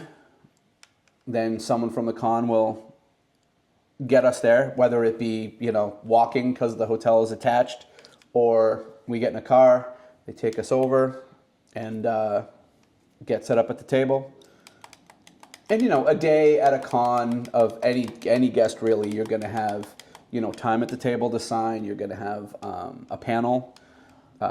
Sometimes both days will be a panel. Sometimes it's just one panel. Photo ops where you leave the table and go have like a professional. But those are fast. You want to meet them. You go to the table. You can have some form of interaction. Depending on how big the line is. But photo ops are always like smile, click, next. And I'm in that room facilitating, like, okay, next. Because then they'll start to be like, oh my God, it's like, there's 500 people that are behind you. Yeah. So you got to keep moving. Did you hear about that chick Bonnie Blue who just had sex with 1,051 people? I did not. All right, so there's someone, anyways. There's someone who's Bonnie Blue? Bonnie Blue. I guess she is an OnlyFans model. But so she just had sex with 1,051 dudes, and there had to be someone in that production, who was basically the bread of Bonnie Blue. I'm sorry. Hold on a minute. Hold on. I'm catching up. Okay. What the fuck? Whoa! Holy shit! You just got lit up. 1,051. Like she in 12 hours. No. Yes. No. Yeah. 30 seconds. I thought you meant she just celebrated her 1,000. No. Like over her. No, she had like an event. Okay. That's what I'm saying though. The I'm level sorry. of production, that's impressive. That's an impressive. You know what? I don't care. Whatever people want to do, it's none of my business. I'm very interested in the production side of this. I don't understand. I don't understand. Someone I produce events. Yeah, I don't even. Oh God. Dude, imagine I can't get someone to come help me move. She got 1,051 dudes that could just come hang out for 12 hours, literally and metaphorically. Hold on, but. I don't want this to turn into like me asking dumb questions, but like. I don't have the answers. Was it 1,051 porn stars? I don't know. Or was it open for like? I think it was just. I'm assuming it must have just been a bunch of like college dudes. I don't know. I don't think that there are 1,051 male porn stars. Oh, okay. Yeah, I guess that would be like everybody. Yeah, that would be the all hands on deck. That'd be the whole crew. Ron Jeremy would have to come out of retirement to fucking pull that out. Doesn't something bad happen to him? Or isn't he like in jail or something? Yeah, he turned out he was like a real degenerate, but wow. What a shock.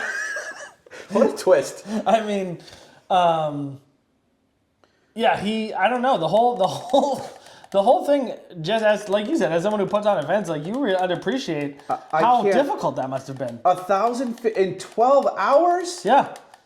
How many does the average table see in 12 hours at a con? It all depends on, So if you do the math, it breaks down to 30 seconds. There could be that many. Oh my God. 30 seconds of sex in 12 hours, per person. What am I? I am disgustingly fascinated. Same. Like 1,000. I thought you meant, hey, who? I thought she just celebrated her. No. She put on an event. So basically, there was a woman named Lisa Sparks. So we're gonna dig deep into this. All right, Lisa Sparks. Many years ago, I want to say in 2000. Something tells me that's not her real name. 2006. That was her God-given name. She's an American hero. Oh, okay. Had sex with 919 men at this event that the porn industry put on to have the most sex in one day, and she won. She won with 919 men. She was a nice, sweet girl from Kentucky who went out to like the Olympics of sex and won the gold for America. Bonnie Blue is from the UK, puts on her own event, has sex with 1,051 men, and takes the title, which I think is unfair because it wasn't like she was giving other people the option to compete. So the title was 919? Yes. Dude, 920 wasn't good enough for you, lady? She wanted to, you know what I mean? Well, when you go out, you want to be definitive, So And can people go visit her in the hospital? 'Cause no, she's walking around. She fucking did it. But like to me, this is like I'm mad about this not in a slut shaming way. I'm mad about this in a way that like when the Red Sox lose the World Series. You know what I mean? It's like we had the championship and this bitch just came and took it from us. And now we need to fucking take it back as far as I'm concerned. we do? You and me need to? Yes, you and I. No, America, goddammit. We need to step up. We can't do, you know what I mean? This is an area of American dominance. We can't give up. This is like the French just came over and took the Super Bowl. I'm okay to let it go. I am okay. That's quitter talk. That's because you're not a patriot. You need to be more patriotic about this. I want her to do it. I want her to have sex with 1,200. I want whoever this new champion that's going to step forward to be. I want him to have sex with 1,200 men, and I want the national anthem playing the whole time. on repeat. On repeat. Like 12 hours. Yeah, Would and she the be old like, record was 24 hold on, hours. they brought me my nachos. Like, is she gonna go eat and then like, is she just? I don't think you can. No. I don't think you can. I think you guys just go for it. But I mean, yeah, I don't know. I don't know the logistics of it. I'm very interested in the logistics of it though. So if Bonnie Blue wants to come on this podcast and talk about it, I would fucking be very interested in hearing the story of the production of this.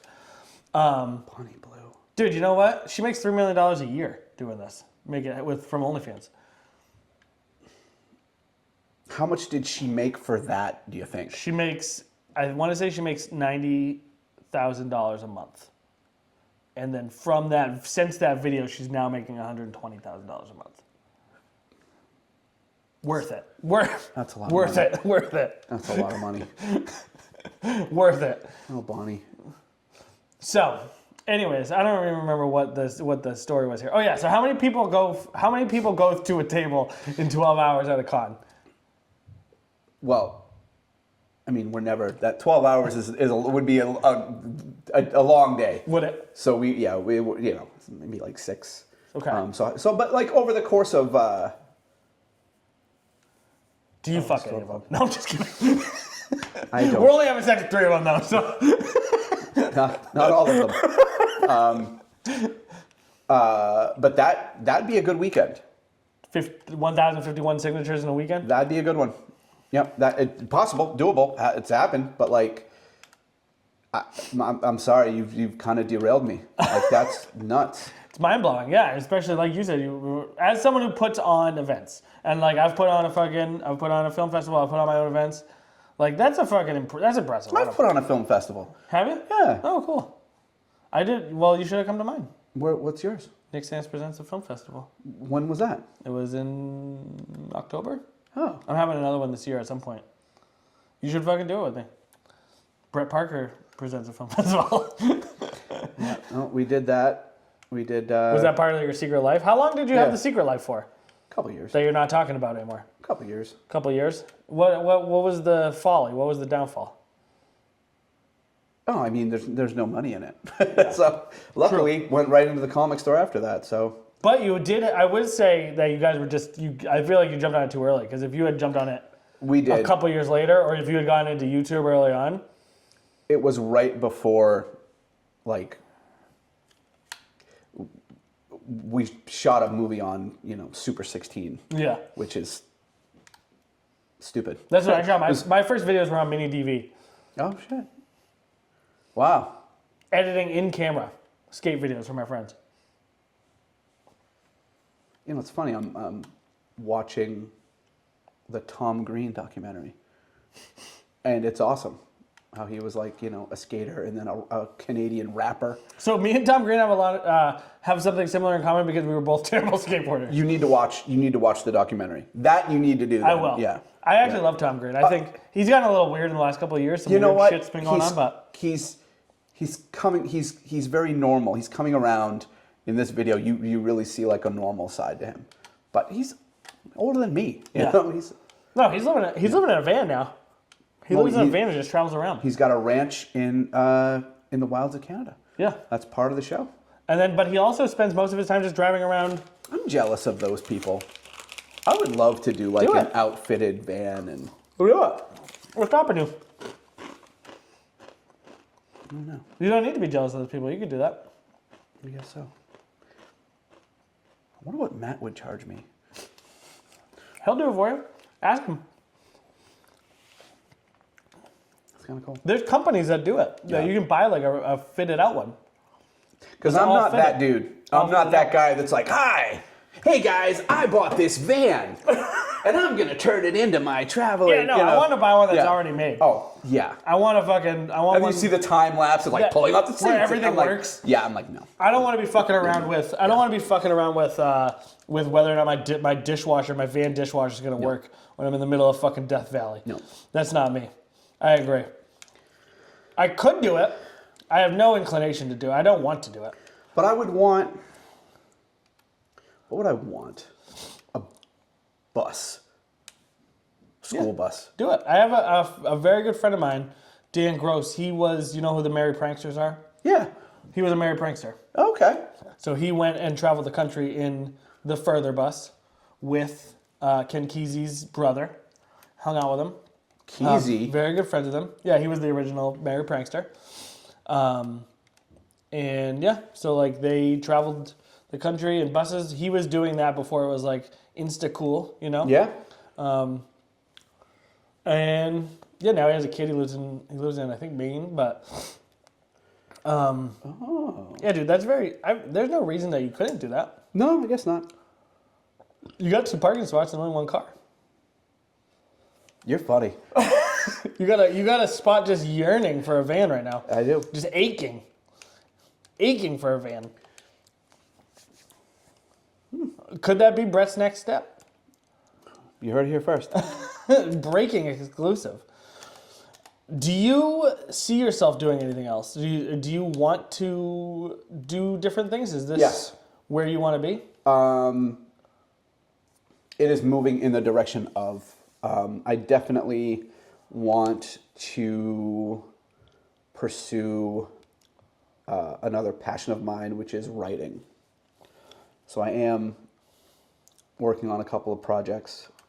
Writing novels, writing comics, writing... A TV series and a novel.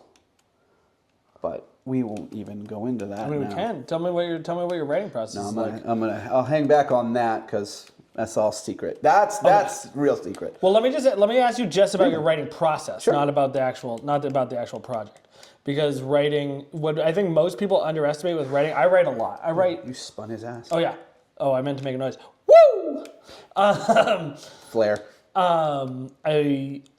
I write a lot because when like my brain gets stuck, if I just write it out, it fucking unsticks it so I can keep going. So like I write constantly all the time. I got a fucking yellow notepad in my backpack over there. Always got to have a notebook with you. I agree.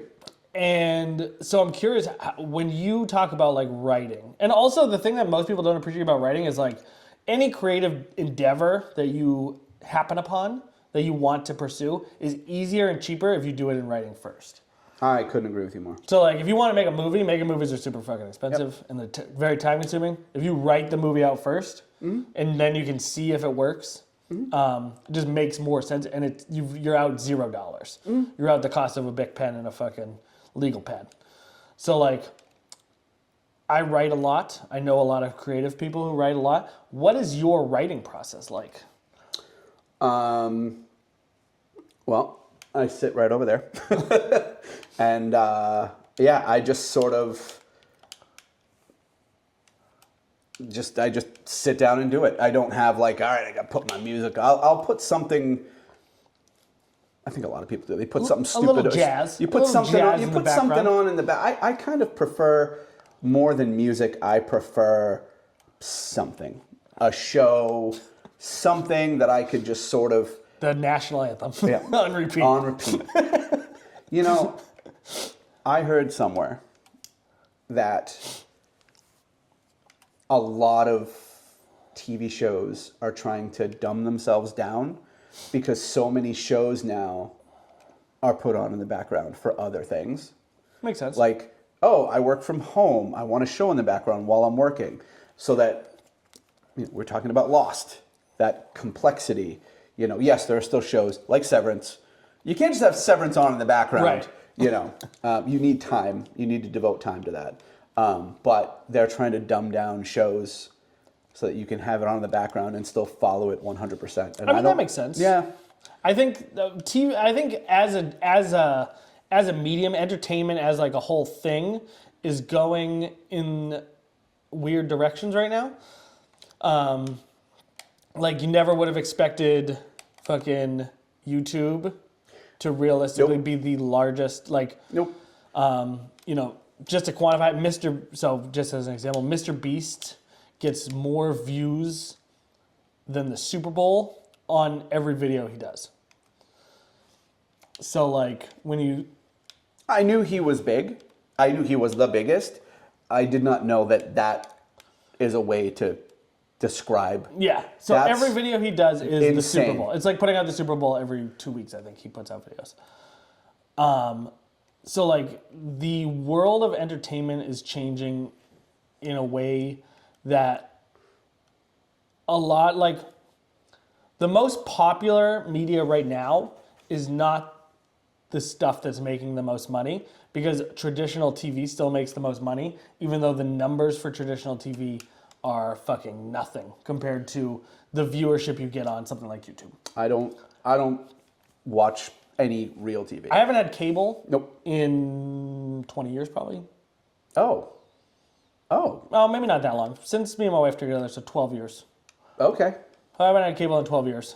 And when I first switched over to just internet, it was $30 a month. That's why I did it. Because it was $100 a month for cable, landline, and internet. And if I dropped the landline and the other one, it was $30 a month.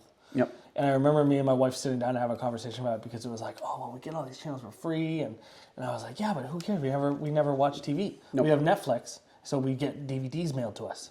Oh, remember those days? I still have a copy of A Beautiful Mind that was a Netflix DVD. That's funny. And I have a Baby Driver DVD from Redbox that just went out of business.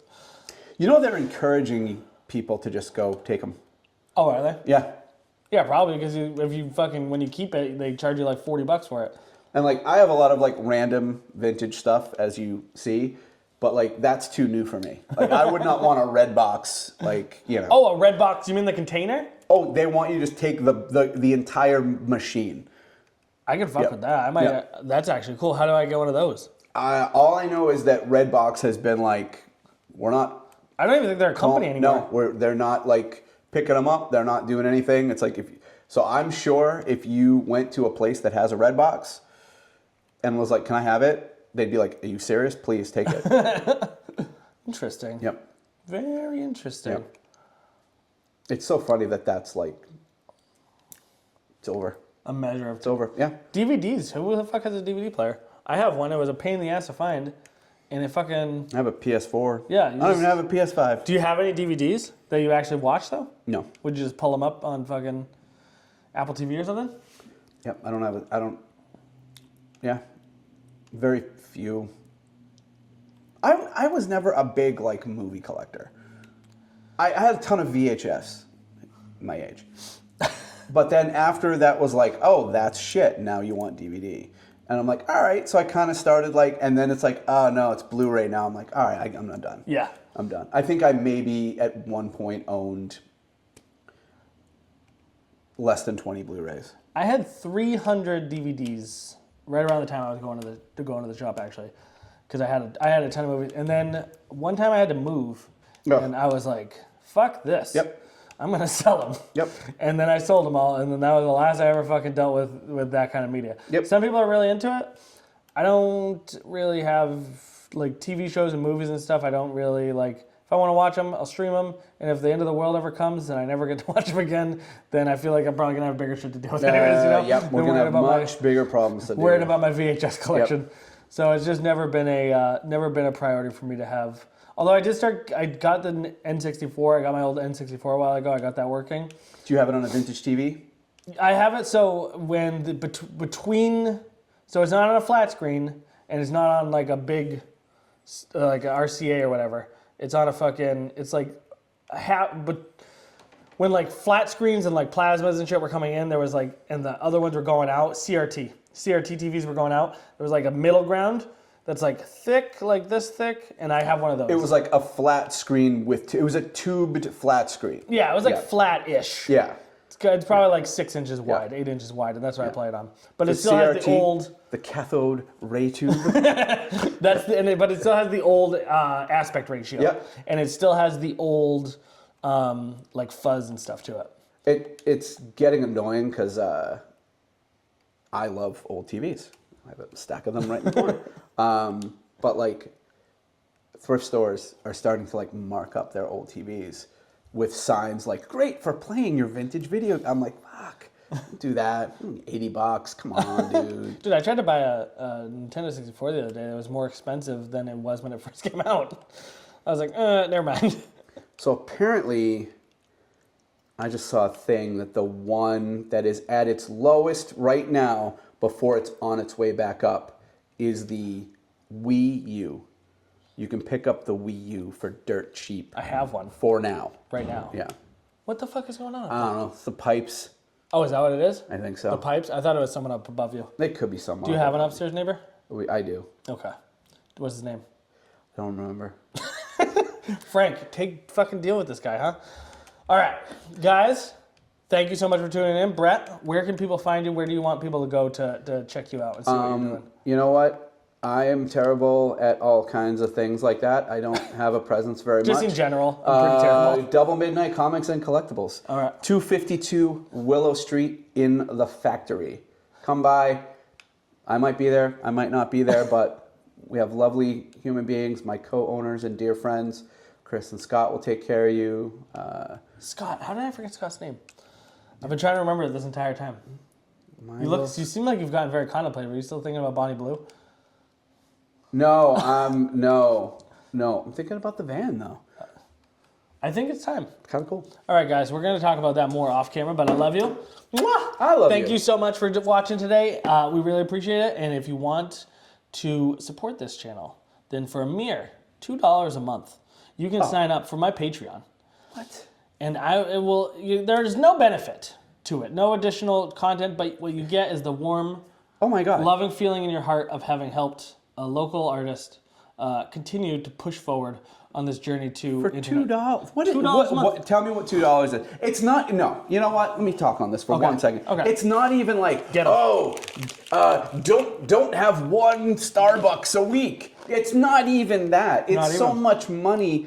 It's so little money that it doesn't even matter. like You won't that. even know. You won't even feel it. I like that. So, with that being said, find the link in the description. I'm going to link Double Midnight below. I'm going to get a headshot of Brett and just frame it and put it in my house. All right. Mwah! Love you. Bye.